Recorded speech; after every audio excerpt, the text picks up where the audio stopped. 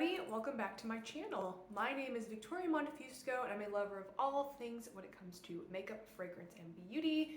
And today I'm going to be doing my monthly ranking video. So I'm going to be ranking all of the fragrances and makeup products that I tried in the month of January.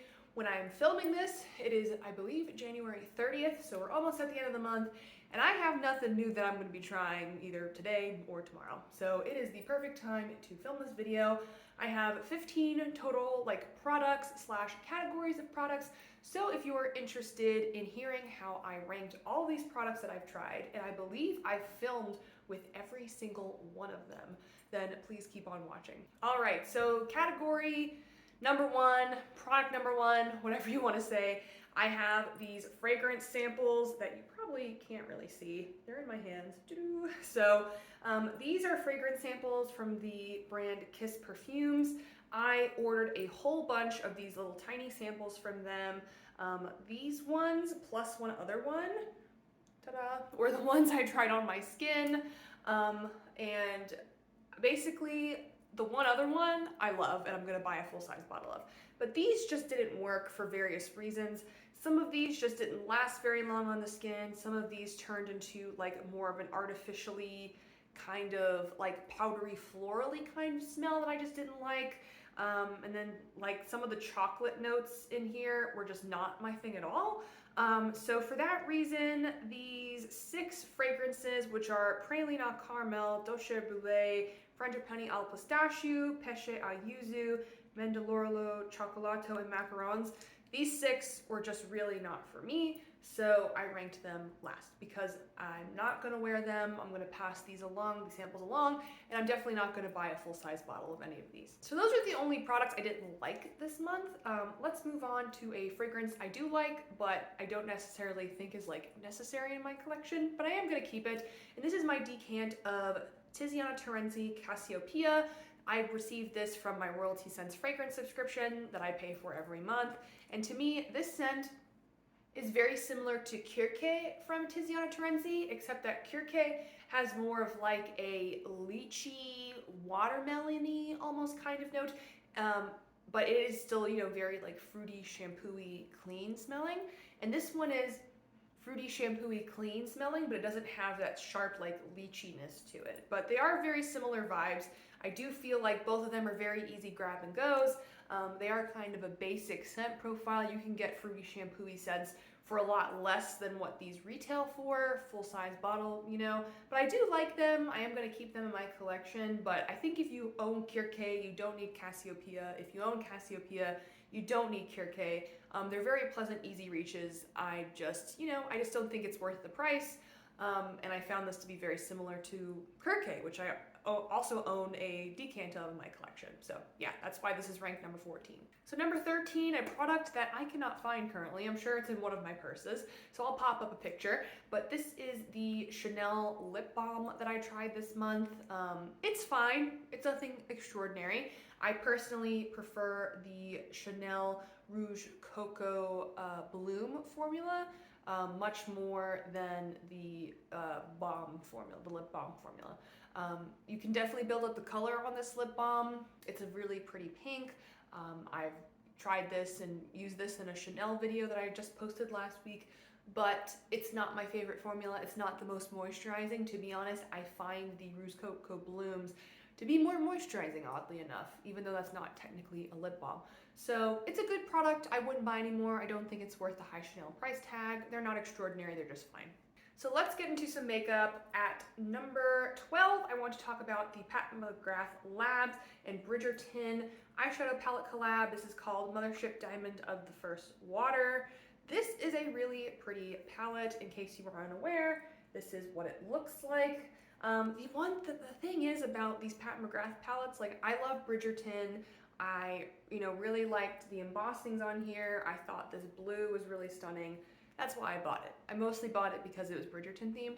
But if you own, really any Pat McGrath palette that's either Divine Rose 1, Divine Rose 2, Utopian Dream, if you own any of her holiday Mothership Mega palettes, you have basically all of these shades in your collection except for this one. which of course this one is the just absolutely beautiful, like special shade formula from Pat McGrath, and like I love them. But like these other pinks, purpley, like mauve tones, this is what Pat McGrath makes. Like this is what she's known for. This is the color story she keeps doing over and over and over again. So for that reason, I don't think this is unique in my collection, because I literally own all of the Pat McGrath Mothership palettes except for one. I own one of her Blitz Astral Quads, and I own both of the Mothership Megas that she came out with last holiday season and this past holiday season. So for that reason, I just think this is redundant in my collection, but I am glad I have it because I really do love Bridgerton, and I'm excited for the next season. So yeah, this is a good palette. There's nothing wrong with it. It's just these pinky mauve tones are so redundant for Pat McGrath. Next up, a scent I'm wearing today. This is Juicy Couture, Viva La Juicy Gold Couture. This is a really pleasant fragrance. Like I said, I'm wearing it today. To me, it's the classic Viva La Juicy like opening, and then it dries down to something a little bit more, I wouldn't say gourmand.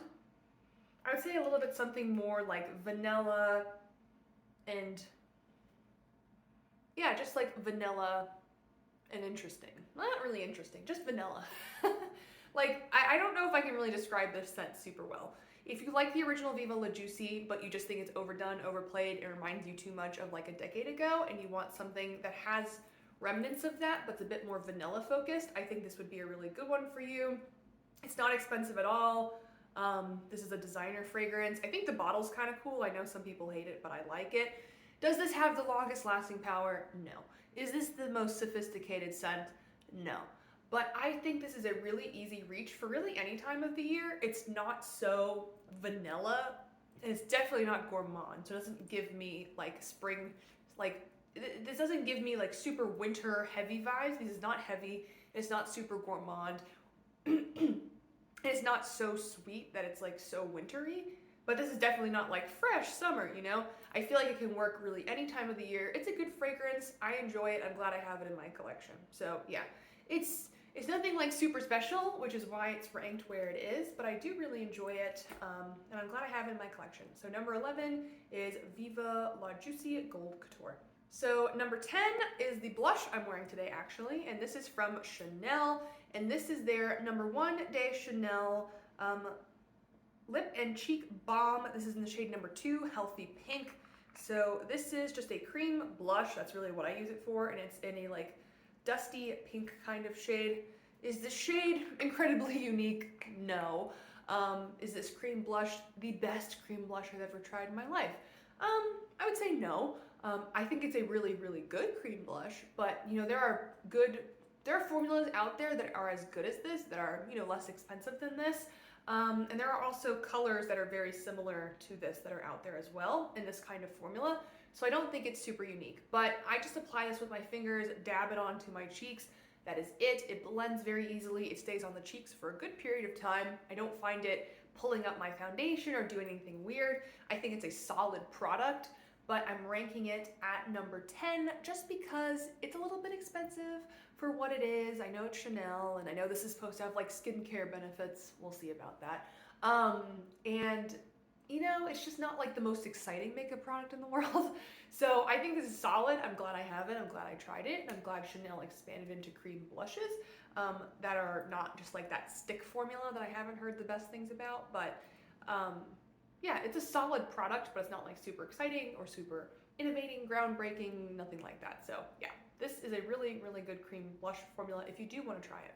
All right, and number 9, again from the Pat McGrath Bridgerton collaboration, this is the highlighter. So this is the Divine Glow highlighter in the shade Incandescent Gold 002. So if you look at this, this has the most beautiful embossing I think I've ever seen in a product ever.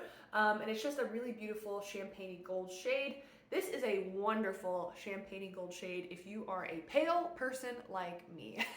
If you have trouble finding champagne highlighter shades that are light enough for your skin tone, I feel like this is wonderful. Like, this is a really good highlighter shade for me. I could see this working for people that are a little bit darker than me, a little bit lighter than me. It's just a really pretty shade, and of course this embossing is beautiful, and I love Bridgerton. So I'm really glad I got this. This is a unique highlighter shade from my collection. I just really haven't found very many champagne gold highlighters that are light enough for my skin, so for that reason I do really like this and I think it's really good. It's a beautiful, very not natural glow to the skin, but it's not chunky, sparkly, nothing like that. But again, it's not the most exciting thing in the world. There are other products I've been reaching for more, I find more exciting, etc, etc. So for that reason it is ranked number 9, but it is lovely and beautiful and I have been using it quite a bit. At number 8 we have this. This is the foundation I'm wearing today. This is the Charlotte Tilbury Beautiful Skin Foundation. I have this in the lightest shade, 1 Neutral. This is made in Italy. This is supposed to be a like medium-ish coverage, very much like a natural glowy finish. And this is actually a really nice foundation. Again, I'm finding this to be the case with like almost every foundation that I try. But this is not light enough for me. It's a little bit dark. Again, I can make it work, but it's not my perfect shade. So I wish they had more shades of this because the shade range is it's not great. I do find that this lasts on my skin all day. It has a lovely finish, does not accentuate any dry spots that I have because I have drier skin. It lays down really nicely. It doesn't really settle into like any fine lines, nothing like that. So I do think this is a really nice foundation because of the lackluster shade range, because this is not quite my right shade. I'm digging some points there. This isn't a holy grail. I don't know if I have a holy grail foundation. A lot of them are just a little bit too dark for me, but I do really enjoy this. I think it's a good product. So yeah, this is a good product and this is ranked at number 8. At number 7, a palette I picked up because it's on sale. This was the Pat McGrath Utopian Dream palette. I have a video on this if you want to see it. But this to me is almost like Divine Rose 3. I was like, I already own Divine Rose 1 and 2. Do I really need this? The answer was no. But Pat McGrath was having like, I don't know, 25% off sale, something like that. And I was like, you know what? I'm going to get this palette because I just really enjoy Pat McGrath formulas. So I got it. This is what the palette looks like. I've used it maybe 2 or 3 times since I received it in early January. But it's a pretty palette. Again, I just feel like these mauvey pinky tones is like what her comfort zone is. And I wish we would get a more colorful, interesting, cool, unique color story from Pat McGrath. But there's a multi-chrome in here, which is pretty. This purple shade is absolutely stunning. I love that like blue purpley kind of Blitz Astral above it. The mattes are good. I like this peachy color. It's a little bit unique for Pat McGrath. But other than that, like there's a gold in here, of course, because every single palette she has a flip of gold in it. You know, it's nothing super special, but it's just her wonderful formula, and I enjoy having this palette. And it feels like this is almost, again, like an amped up version of Divine Rose 2. I thought Divine Rose 2 was an amped up version of Divine Rose 1. This seems like an amped up version of Divine Rose 2. I just hope and pray that she's done with these like pinky color stories. We need something more interesting. So I do enjoy this palette. The color story isn't my absolute favorite, but it is really pretty. So yeah, this is a good palette. At number 6, I have this item, which is the Nest New York Madagascar Vanilla Perfume Oil. This is a lovely, lovely fragrance.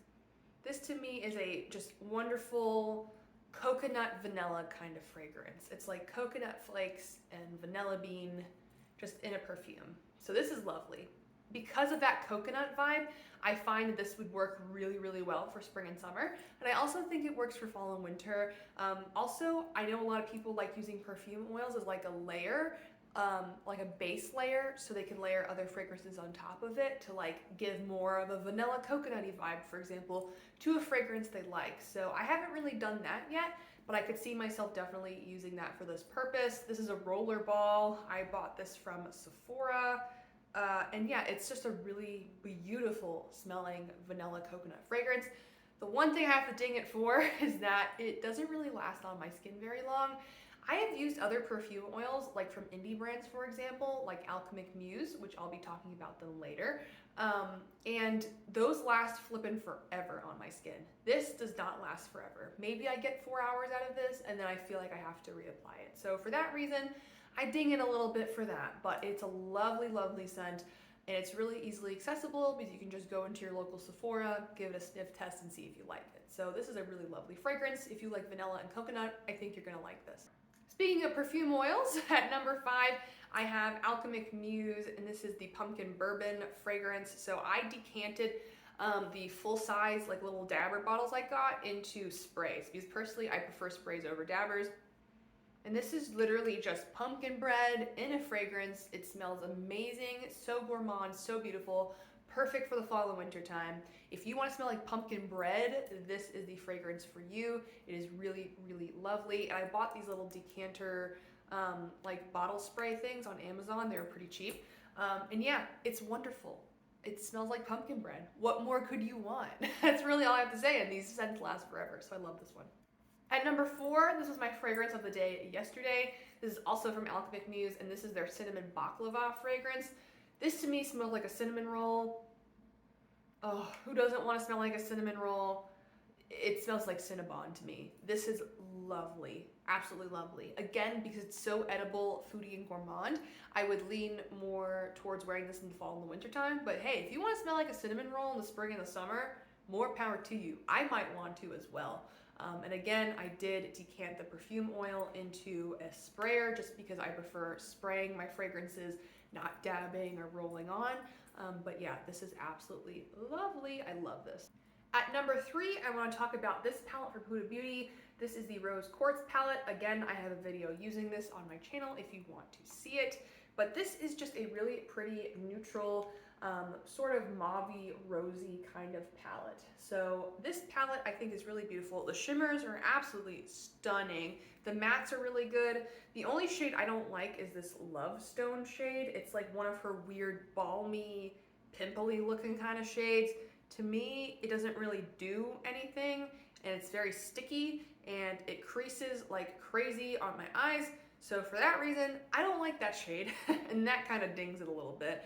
But all the other shades are absolutely beautiful. This is a very neutral palette, but there's something just so interesting about the tones in here that if you are a neutral palette lover, or if you're afraid of color, I think this could be a really good addition to your collection, because you probably don't have something that's extremely similar to this. So for that reason, I think this is a wonderful palette. Again, go into your local Sephora, swatch this out if you want to see it, but I bought it on a whim kind of in my Sephora. I saw it in person, I swatched it, I love the Mercury Retrograde from this brand. I was like, dang it, I want it, but I'm glad I got it. I do not regret it. It was kind of an impulse purchase. At number 2 is a fragrance I'm going to buy a full-size bottle of as soon as the store reopens, and this is from Kiss Perfumes. This is Delizia di Marshmallow. This literally smells like opening up a bag of marshmallows and just putting your nose into it. It's lovely. It's powdery, it's sweet, it's a little bit vanilla-y. It's just the perfect marshmallow scent. I absolutely love this. I could see this as a lovely layering fragrance.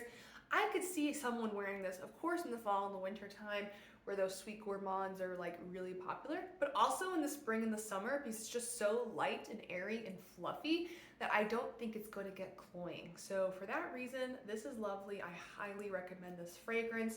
I noticed on the Kiss Perfumes website that some people are anosmic to this, which means they can't smell it. So of course, order a sample first before you would ever buy a full-size bottle of this. But this is an indie perfume house. I love supporting indies. This fragrance lasts for flippin' ever on my skin. It's just the perfect marshmallow scent. It's beautiful. I need a full-size bottle of this. Oh my goodness, I just forgot.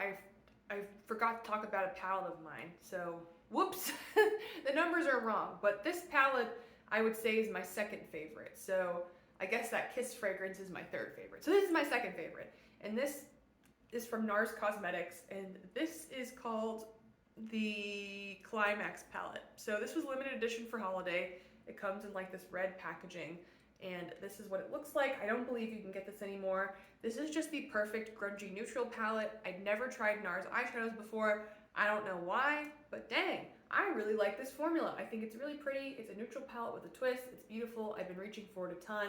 It's great for the fall and the winter time. That's all I have to say about that. I really like it, and I have a video on it if you want to see it. Okay, now number 1. This is from Blend Bunny Cosmetics, and this is the Dollhouse palette. Who's surprised? Nobody. So this is what my palette looks like. I've used this a ton. Again, if you all have seen my videos before on Blend Bunny palettes, you all know I love how they're organized because the color stories are in columns and it just makes a lot of sense to me. Their metallic formula is phenomenal in here. I feel like they've improved it since the Surge palette, which I also own. And of course the mattes, it's what they're known for. They're really, really great as well. I actually kind of cracked one of these mattes. It's called No Strings. It's right here. You can see that. And I just pressed it back in with a tissue and it pressed in fine. So that was cool too. You can press in the mattes back in there if you drop your palette or anything like that. So that was nice. But overall, I think this is a really lovely palette. I just really love their color stories and I love how they organize them. And I love their metallics and I love their formulas. And it just makes a lot of sense to me. So yeah, this palette from Blend Bunny, the Dollhouse, I highly, highly recommend. So that is it for my video. I hope you all enjoy it. Yeah, I just really loved a lot of the products I tried this month and a lot of them were just really great. And I just tried a lot of things that I really enjoyed and made a lot of good content on them. So if you like videos like this, please like this video. It helps out with the YouTube algorithm and it also helps me know what kinds of content you like to see on my channel. If you like me, please subscribe. I'd love to have you all here. I post 2 to 3 videos per week. And if you have anything to comment down below, any questions on any of these products, if you own any of these products and you like them, you hate them, whatever, let me know. I'd love to know what you all are thinking. And yeah, thank you for spending part of your day with me, and I will see you all next time. Bye!